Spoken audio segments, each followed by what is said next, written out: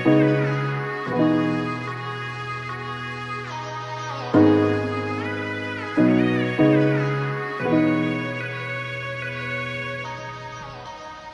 guys, welcome back to my channel. Today we are going to go through the answers for this quiz review, okay?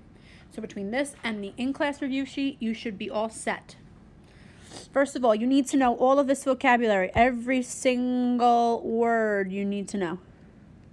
It's all in your notes, okay? If you don't know these words, you're going to be very confused by all of the questions.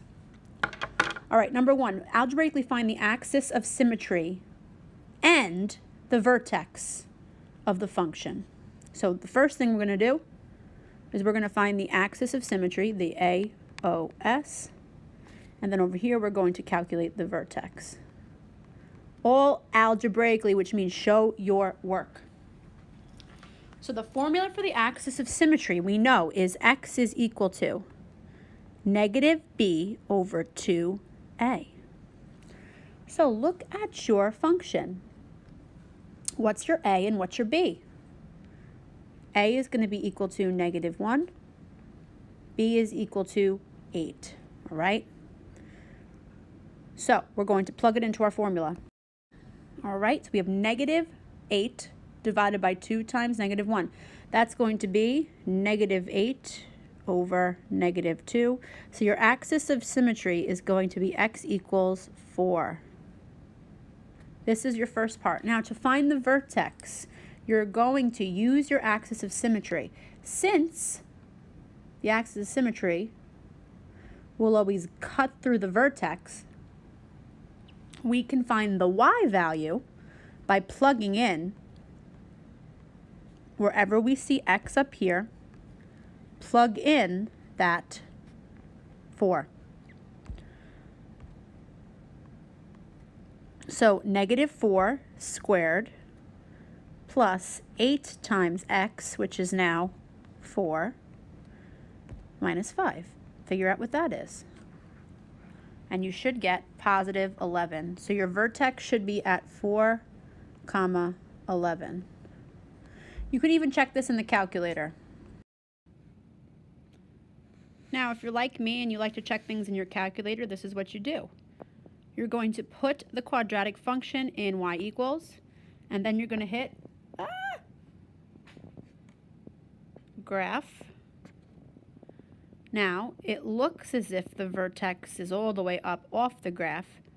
Let's see the table. All right, the table. We see the vertex. Okay. We hear the values start repeating.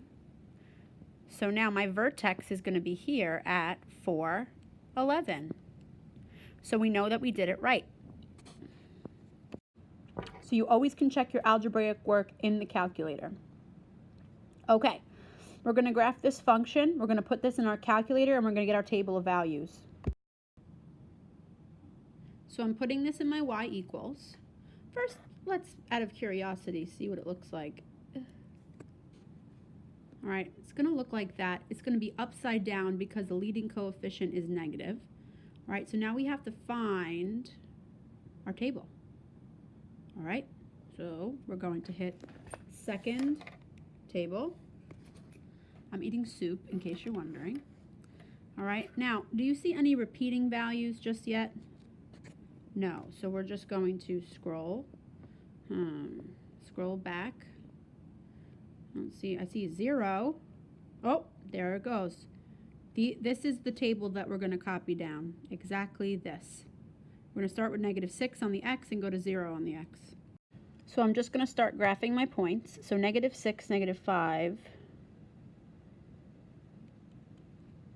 Then we have -5, 0. Oh, we have something crossing the x-axis. What does that mean?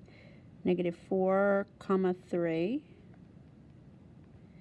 -3, 4. All right, and then it comes back down. And remember, it's symmetrical. So, that and a little like that. Awesome. State the vertex. Well, the vertex is our turning point, which is all the way up here. So it is -3, 4. and it is a maximum. Identify the axis of symmetry. Well, that is the vertical line that cuts our parabola in half. This is the line x equals, now take your x value of your vertex, x equals -3. What is the range of the function? Now, range are the possible y values. So you're always going to start with y. Since this looks like a frown, it's always going to be less than. And what's our maximum value? What is the highest value? The highest y value is 4. So this is the range. The zeros is where the graph crosses the x-axis. So we're going to have one at -5, 0, and one at -1, 0. And you can even see that from our table. You can see where the zeros are, -5, 0, and -1, 0. You can also see that our y-intercept is at 5. Ooh, that should be a -5. What a dodo. Right, because look, this is -5, so it matches up with the y-intercept. This says prove algebraically that the zero stated in part D are 0. So what you're going to do is take your function, -x squared. Yeah, what is it? Hold on. It's -6x minus 5. Now, if -5 is really a 0, that means when I plug everything in, I am going to get 0. So let's see if that works. When I plug it all in, -5, -5 squared minus 6 times 0 minus 5. When I plug it in my calculator exactly like this, do I get 0? Let's press enter. No, I don't. What's wrong here? Oops. I see what's wrong. Hold on. Hey, that's what it should say. I don't know why I put that 0 there. Everywhere there's an x, there should be a -5 now. So now let's press enter. Yay! So it works. So you're doing that again with the other one. So it works. Check. And now the next one, you're going to do -5. No, don't listen to me. Negative, now the other 0 is -1. -1 squared minus 6 times -1 minus 5. Does that equal 0? We're going to put it in the calculator and see what we get. All right, we put it in the calculator. Hopefully everything's good, and I'm going to press enter, and hopefully I get that 0 that I want. And I do, yay! So we have proved that when we plug in -5 and -1, we get outputs of 0. So we know we did it right. Okay, so that's that one. All right, Joe is launching a rocket for science class. He collects the data for the height of the rocket over time. Answer the questions below based on the graph. Which models the situation?